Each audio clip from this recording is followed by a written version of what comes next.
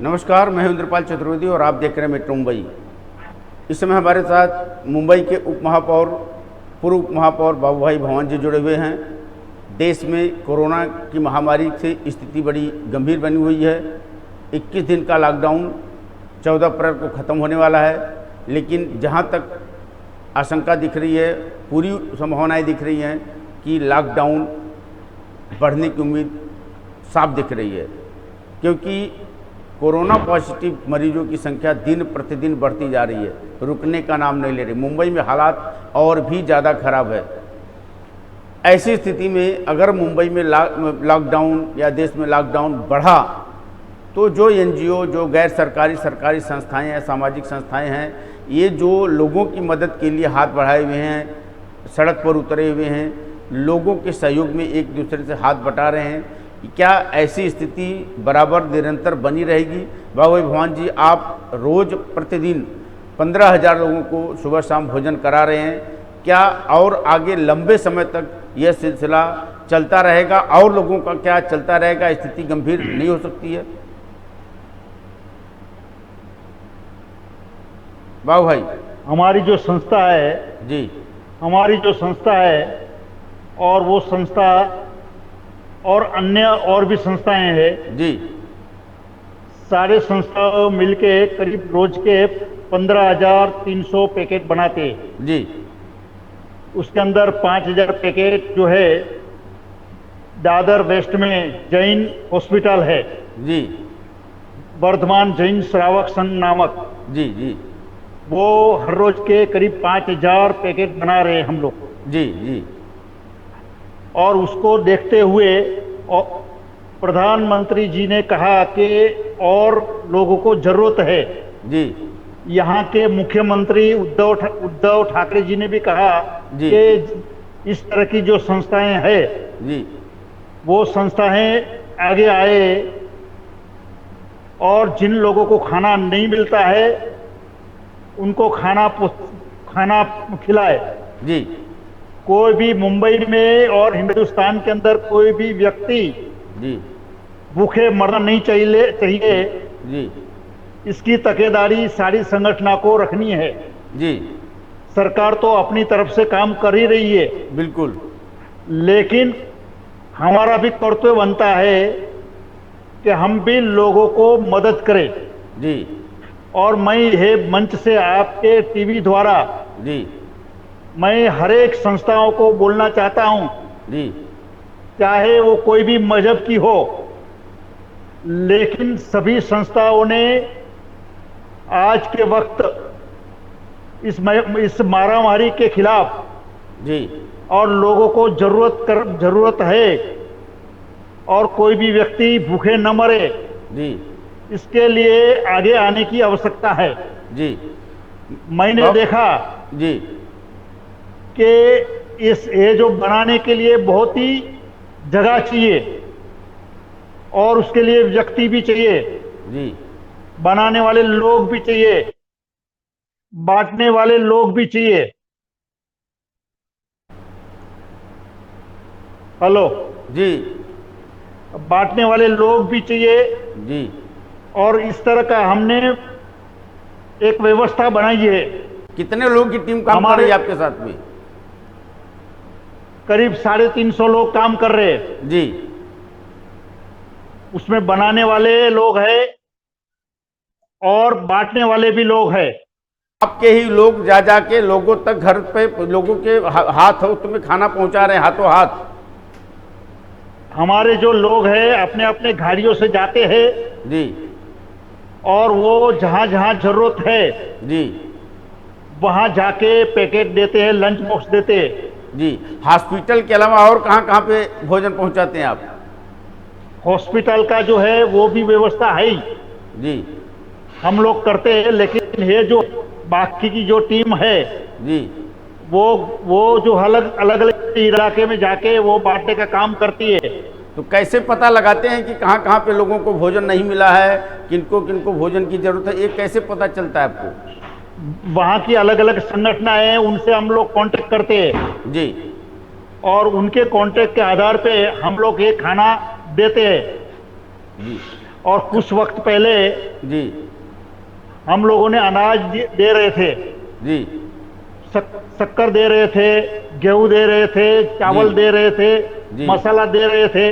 जी लेकिन हमने देखा कि इसके अंदर कई लोग जो है इसका व्यवस्था बरोबर नहीं हो रही थी, और इसके लिए हमने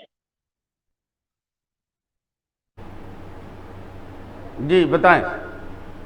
इसके लिए हमने खाना बना के लोग पैकेट तैयार करके लोगों को देने का शुरुआत किया है, जी और एक आस्ते आस्ते करके हम लोग 15,000 पैकेट तक पहुंचे। जी तो प्रतिदिन बनाने के लिए भी हमने प्रतिदिन रोज 15,000 पैकेट बनाते हैं आप लोग? 15,300 पैकेट बनाते हैं। उसमें क्या क्या बनाते हैं, क्या क्या रहता है खाने में पैकेट में? हम लोग जो खाना बनाते, क्योंकि इतना मास में बनाने का है जी इसके लिए खाली बिरयानी बनाते जी अच्छा और हाँ चावल और उसमें भाजी मिक्स करके जी और उसको अच्छी तरह से पका के पैकेट बना के एक जी व्यक्ति को चले जी इतना भोजन एक बॉक्स में डालते हैं। जी जी अच्छा अच्छा, और बताइए बताइए। इसके लिए हमने कहीं हमारे जो होटल्स है, जी जो मुंबई शहर में जो उडुपी होटल है और अन्य होटल्स है, जी उनके मालिकों को कांटेक्ट किया जी और उनको बताया कि आपके जो जो जो कामगार है उनको आपने मंगाया, उनको आपने अपने पास बुला लिया? नहीं, उन कामगारों को आप बात करिए और आपके कामगारों को हम जो रोज खाना बना के देना पड़ता है आपको, जी क्योंकि एकदम अचानक सारे लॉकडाउन होटल हुआ सब। जी सब होटल्स बंद हो गई, इसलिए वो अपने गांव में भी जा नहीं सकते जी और आपको भी बर्डन है, जी इनको खाना खिलाने का बर्डन है। जी इसलिए हम लोगों ने ये बात किया कि आप लोग जो है, आप लोगों की होटल्स के अंदर आपके कामगार है, जी कामगार का खाना बनाते हैं आप, जी तो इसी के साथ साथ जो मुंबई में जिनको खाना नहीं मिलता है, हाँ, उनके लिए भी खाना बनाएं। उनके लिए भी खाना बनाइए। जी हम आपको उसके लिए जो भी मटेरियल लगेगा वो हम देंगे, उपलब्ध कराएंगे, वो हम देंगे। जी आप खाली हमको खाना बना के दीजिए, आपके पास जगह है, आपके पास कामगार है, बनाने वाले लोग हैं, और हम आपको जो इसके लिए लगने वाली वस्तुएं हैं वो हम आपको प्रोवाइड करेंगे। जी अच्छा, ये बताइए। और आपके जो लोग हैं जी वो भी वहां खाना खाएंगे और ज्यादा बनाएंगे, और हम लोग जो है पूरे मुंबई भर में बांटते रहेंगे। बाबू भाई, ये बताइए कि सुरक्षा की दृष्टि से कहीं संक्रमित उसमें कोई चीज़ नहीं हो, संक्रमण न फैले और सोशल डिस्टेंसिंग बना रहे, इस हिसाब से कैसे ध्यान दे रखते हैं आप? नहीं, इसके लिए हमने पूरी तकेदारी रखी है। जी हमारे जो लोग जाते हैं लंबे से उनको भोजन देते हैं, जी बॉक्स देते हैं, जी और वहां जो बनाने वाले लोग हैं जी वो भी पूरा सेफली काम करते हैं। जी और इसके लिए कोई दिक्कत नहीं है। जी बाबू भाई, एक बात बताइए, आप मुंबई के उप महापौर रहे हैं, मुंबई के हालात और नक्शे कदम से आप वाकिफ़ हैं, मुंबई में जिस तरीके से कोरोना की महामारी संक्रमण बढ़ रहा है, बड़े पैमाने पे सबसे बड़ा सेंटर मुंबई बना हुआ है, सबसे ज़्यादा मरीजों की संख्या यहाँ पर है, दिन पर दिन बढ़ती जा रही है, मौत के आंकड़े बढ़े हैं। ऐसे में आप मुख्यमंत्री से ज़्यादा करीबी है, आपके उद्धव ठाकरे से काफ़ी राय मशविरा होते रहते हैं। आपने मुंबई के पूरे परिदृश्य को देखते हुए क्या सलाह देके क्या सुझाव देना चाहेंगे कि संक्रमण को मुंबई में ज़्यादा से ज़्यादा तरीके से रोका जाए? एक तो जितने भी छोटे छोटे दवाखाने हैं जी, जो डॉक्टर प्राइवेट प्रैक्टिस करते हैं जी, वो तमाम लोगों को बताए कि वो जितने भी मरीज हैं जी, वो तमाम लोगों का उपचार करे, जी, क्योंकि आज के तारीख में करीब करीब सारे दवाखाने बंद पड़े हुए हैं जी, और उसका उपयोग जो है गवर्नमेंट ने करना चाहिए जी, और उसके लिए जो भी मटेरियल लगता है वो सरकार प्रोवाइड करे। लेकिन कोरोना के लिए एक स्पेशल वार्ड बनाना होता है, वो स्पेशल वार्ड हर जगह पे बना पाना संभव नहीं है ना। ये लोग जो है वार्ड तो अलग रहेगा, लेकिन समझ लो कि मेरे को खांसी आई है जी, मेरे को छोटी मोटी बीमारी है तो दूसरी कोई बीमारी है तो जाऊं। अगर उसी हॉस्पिटल में संक्रमण के भी पेशेंट हैं और उसी हॉस्पिटल में अन्य पेशेंट रहेंगे तो संक्रमण बढ़ने की खतरा ज़्यादा हो सकता है। तो इसके लिए मैं ये चाहता हूं जी, कि जो छोटे छोटे दवाखाने हैं जी, प्राइवेट प्रैक्टिस कर रहे हैं जी, वो उनको भी आप बताइए कि आपका प्रैक्टिस शुरू करो, जी, जिससे क्या है कि देखो एकदम अचानक कोरोना होता नहीं है जी, और मालूम भी पड़ता नहीं है, जी, लेकिन उसको बताने के लिए कहां न कहां तो जाना ही पड़ेगा ना। जी, जी, जी, तो आज के तारीख में एक बहुत बड़ी समस्या है, जब ऐसा कुछ हुआ और सब साथ में लोगों को कोरोना होगा, उसके पहले जानकारी मिलना जरूरी है बिल्कुल।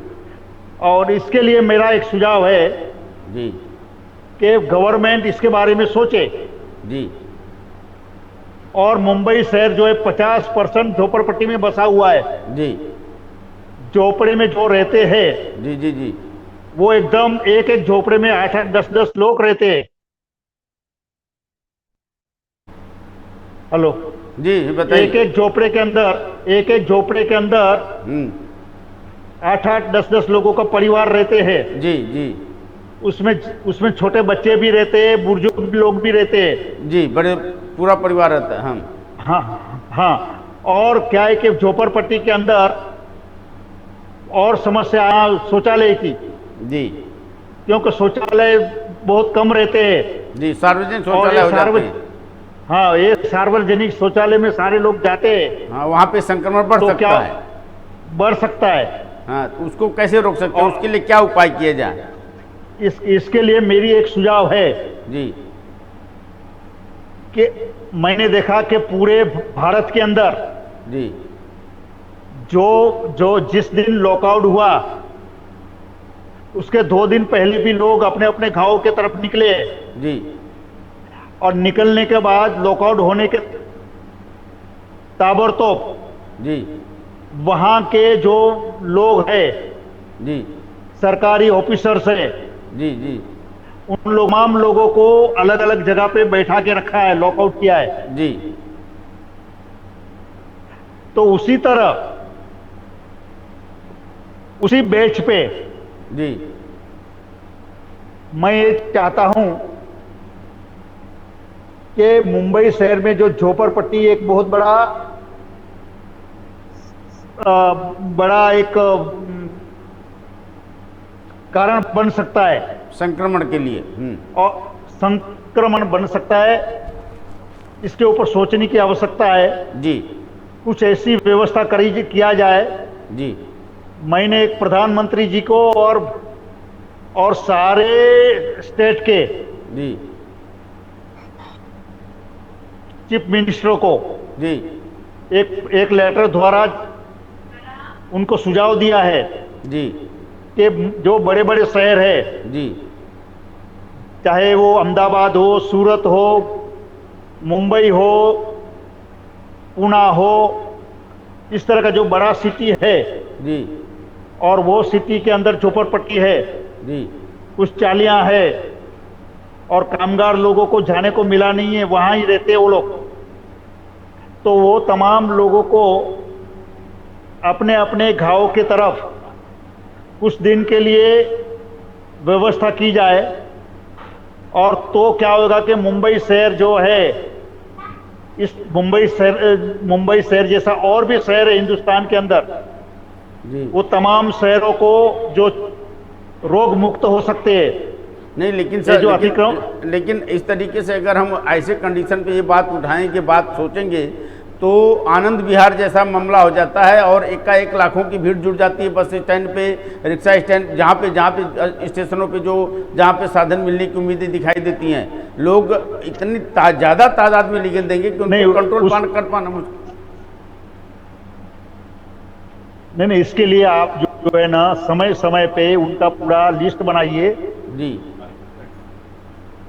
लिस्ट के आधार पे आप उनको भेजिए। नहीं, लेकिन ऐसे कंडीशन में जब कोरोना महामारी को ढूंढ पाना, पेशेंटों को ढूंढ पाना, जमाती तबलीगी जमात के लोगों को ढूंढ पाना, हमारे एक समस्या तो बनी हुई है लोगों कर्मवीर योद्धाओं के पास, पुलिस के पास, प्रशासन के पास। ऐसे में लोगों को घर पहुंचाने वाली व्यवस्था में अगर हम ध्यान देने लगेंगे, सरकार ध्यान देगी, तो ये एक अलग परेशानी मुसीबत नहीं खड़ी हो जाएगी। नहीं, मेरा तो सुझाव है अभी सरकार को सोचना है क्या करना चाहिए।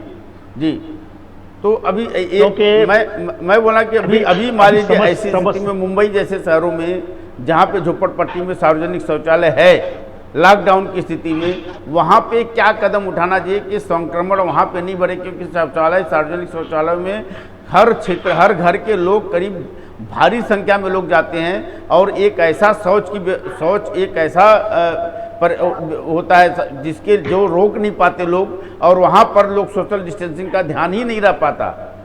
तो ऐसे कंडीशन पे लोग कड़ी छूते हैं, दरवाज़ा एक ही होता है, हाथ होता है। ऐसे कंडीशन में क्या संक्रमण अगर किसी झोपड़पट्टी में एक को हुआ तो पूरी तरीके से झोपड़पट्टी में फैल सकता है। तो इन सार्वजनिक शौचालयों पे सरकार को क्या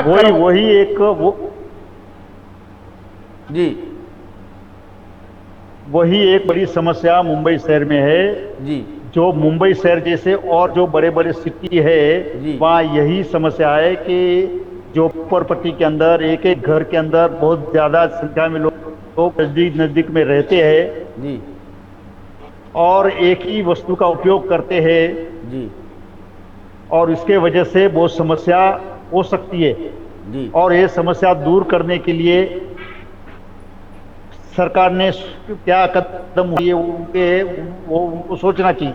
नहीं, लेकिन अगर एक बात यहाँ पे आती है, अगर सार्वजनिक शौचालयों पर हर म्यूनसिपैलिटी का एक कर्मचारी कम से कम वहाँ पर हर सार्वजनिक शौचालयों पे खड़े रहे, वहाँ पर सोशल डिस्टेंसिंग का ध्यान कराए, और जो भी अंदर जाता है उनको एक सैनिटाइज़र लगा के दे, सैनिटाइज़र की व्यवस्था किया जाए, हाथ सैनिटाइज करके ही वो अंदर घुसे, और वहाँ पर से होने के बाद फिर बाहर जाए, फिर दूसरा जब आदमी आता है तो भी हाथ को सैनिटाइज करके जाए।